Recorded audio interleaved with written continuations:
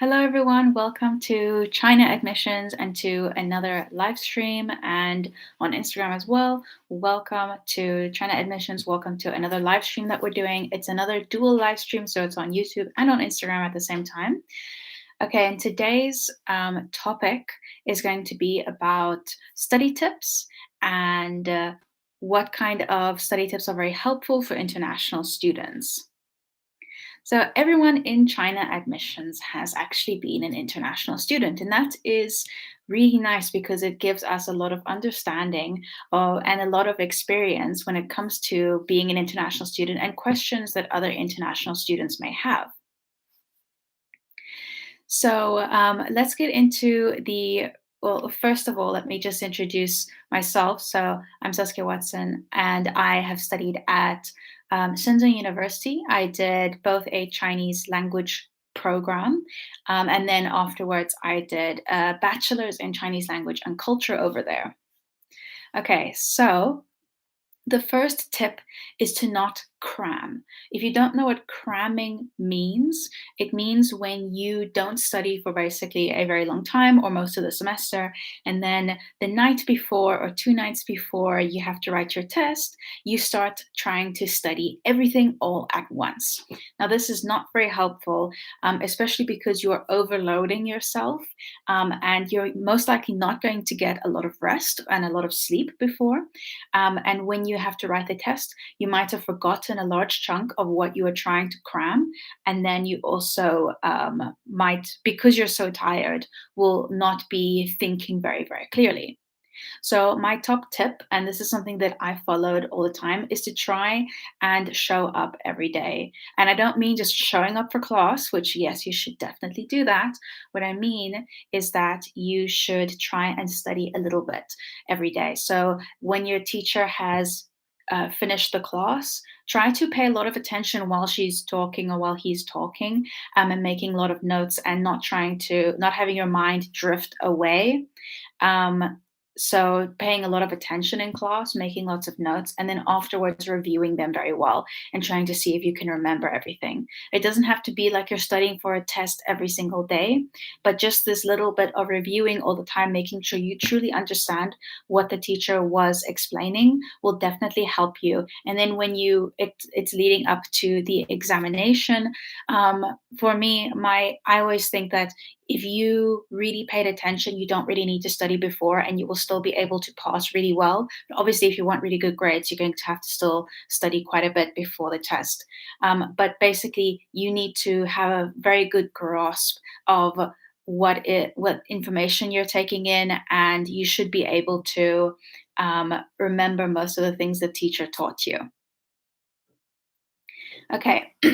And also, by the way, if you guys have any questions, the people that are joining, if you have any questions that you'd like to ask about studying abroad, you can put them in the comments down below and I will get to them later. Okay.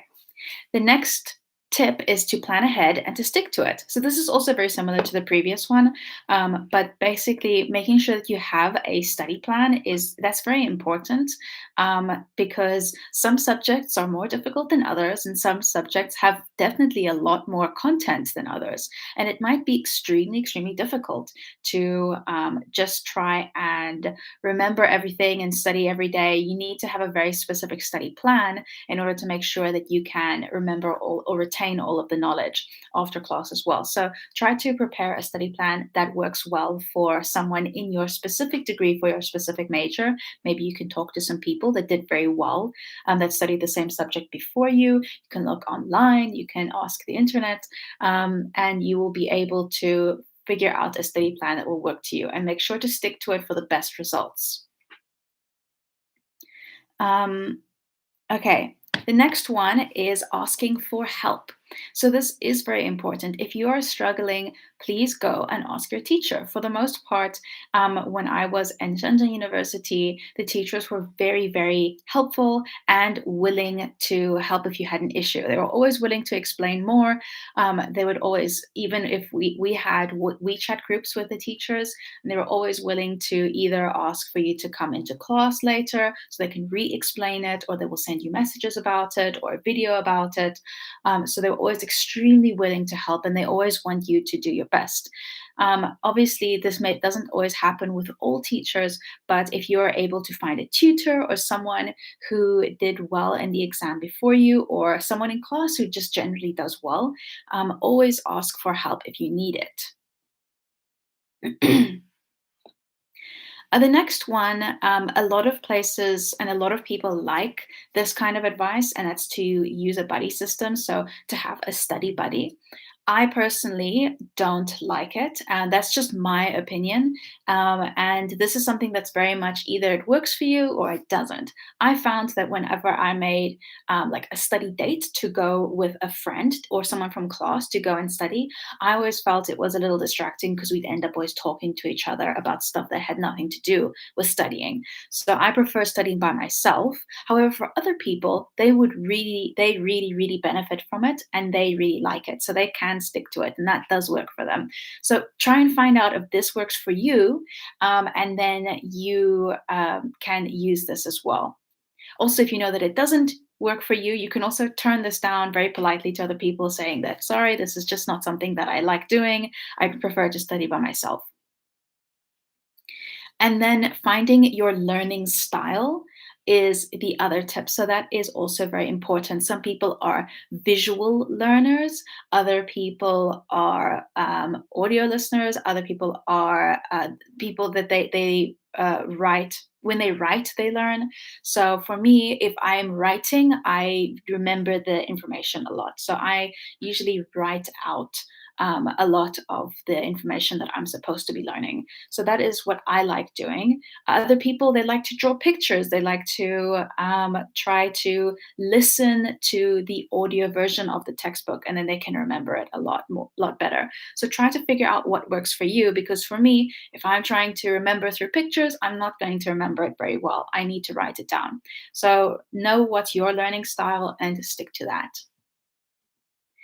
The next one is finding your own productive space. This is incredibly important. And I see also a couple of things here about can you read and answer the comments? I will be reading and answer the comments after the next two study tips. So, finding your own productive space is incredibly important.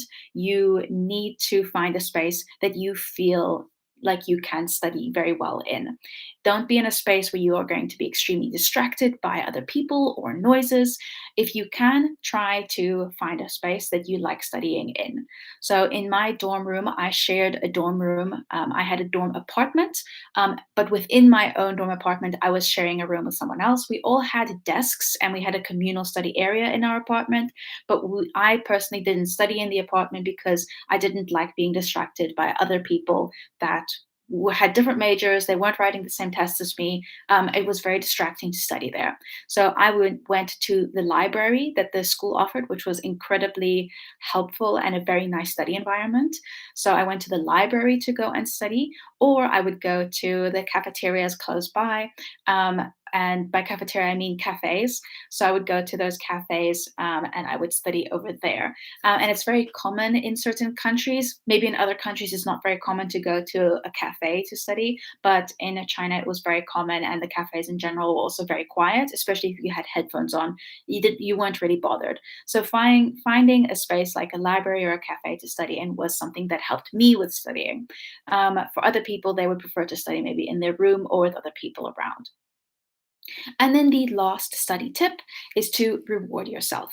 So if you have really been studying very hard, make sure to reward yourself in whichever way you find helpful to yourself. If you like treating yourself to a coffee, if you like buying yourself a present, if you like going to get your nails done, or if you like going to play some sports or going to the gym or going to watch a movie, definitely set those milestones so that you can feel good and accomplish your study goals and also enjoy being an international student.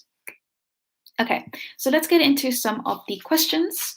Um, some of the questions in the Instagram chat. On the YouTube live stream, Hang Tua says studying Chinese language needs to be consistent and you need to have routine learning. That is correct. And yeah, writing out as a summary is an excellent tip. Thank you very much. I'm glad you enjoyed that. Okay,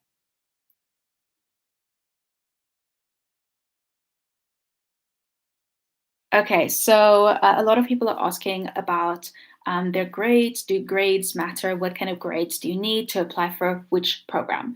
Okay, so I can't answer every single individual question about which program because we have lots of different programs: bachelor's, master's, PhD, non degree, foundation programs, and then all the different majors as well. And some programs are more competitive than others. I would recommend that you go onto the China admissions website and look up which major and which program you want to study. And there usually is a thing down below that says, we recommend that you have this amount in order to apply. Just note that Chinese universities are different from other universities where academics is the sole focus when applying to the universities. They're not going to look at your extracurricular activities. They're not going to look at your sports. They're not going to look at any volunteering that you did. The main focus is the academics. If you have very good grades, you have a high chance of getting in. That is the main thing. So if you still have a couple of years to go before applying or one more year, please put a lot of effort into that because that is the main thing that they're looking at when accepting you. Okay. I have also a lot of questions about scholarships, particularly the CSC scholarship, which is the Chinese government scholarship. So, for best information about that, please go to the CSC website to check out the information they have. Every year, the information can change, and they have the most accurate information. We do not help with scholarship applications. So, if you would like to apply for a scholarship, please check on the CSC website if you're applying for the CSC scholarship. Or if you're not applying for the CSC scholarship, please check on the university websites to see what scholarships they offer. Also, just keep in mind that for the CSC programs, they don't offer you don't qualify to apply if you are studying an English taught bachelor's. So it has to be a Chinese taught bachelor's. Also, if you're applying for a non-degree program like a Chinese language program, you also do not qualify for the CSC. It only is for degree programs. And then if you're studying anything that is medical, like medicine, or an MBA, those also do not qualify. So just keep this in mind when applying for the CSE.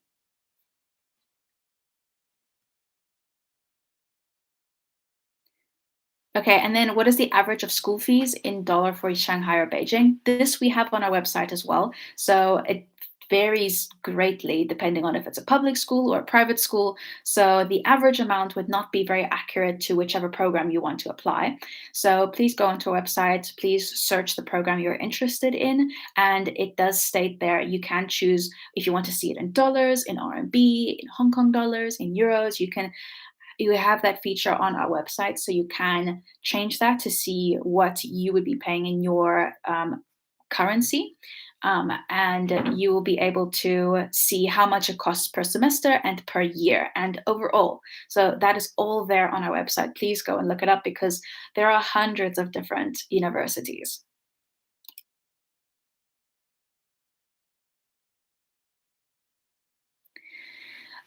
Are there any universities offering 1 year Chinese language to pass the HSK? So there are a couple of universities that are open for that are able to process the visa documents for Chinese language course.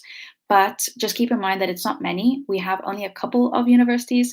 This was on our previous live stream where we talked about this. Currently, Shanghai Jiaotong University has also let us know that they can do that as well. It depends on which HSK you need to pass because there are 6 levels. And for I did pass all of the levels, and it took me about 5 years of full time studying to pass the top level.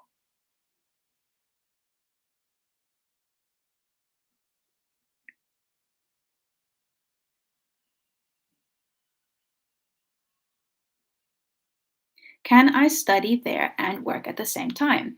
Unfortunately, you cannot do that. In China, it is illegal to work on a study visa. So you will only be able to study.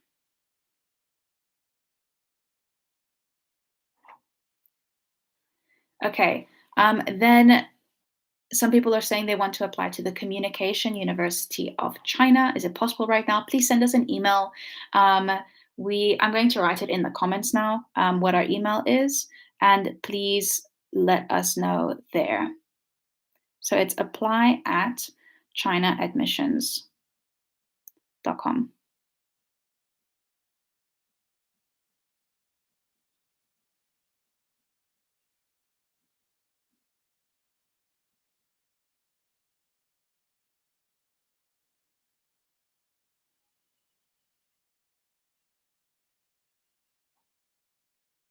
Okay.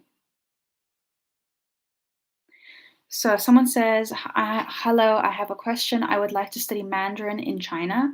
Is it a 1 year? It is a 1 year program. My question now, will I can I apply for the X1 visa?" So only some universities can. So it's Shanghai Jiao Tong University, Shenzhen University, East China University of Science and Technology, um, Zhejiang University of Science and Technology, Southwest University of Finance and Economics, and Fudan University. So those are the universities that we know of. There are a lot of people that are trying to apply to Beijing universities in the hopes of getting visa documents. Right now, currently, there are no Beijing universities that are able to process or issue visa documents, so keep this in mind.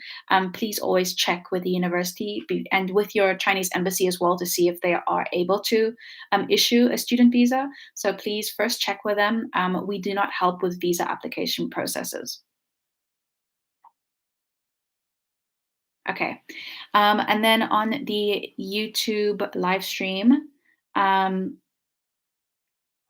how can I get a scholarship in HSK3 in China? I can speak basic Chinese. So we don't help with scholarship applications. If you're applying for a Chinese language program, there are no scholarships for non-degree programs that we know of. If you're looking to apply for a scholarship within the university, please check with the university that you are interested in about which scholarships they offer and apply directly with them. And then the value of the scholarship for undergraduate level. This depends on which scholarship you're applying for. Again, please check. We do not help with the scholarship applications. There are so many different ones, and it takes a lot of work, obviously, because scholarships are not the easiest to get. But it's worth it if you are very interested in it. So if you can check on the university websites, you can check on the CSC websites and see exactly how much it is.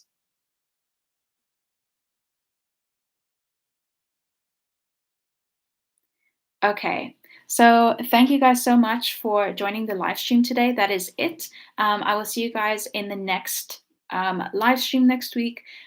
Please make sure to check out our website, chinaadmissions.com. So please make sure to check that out.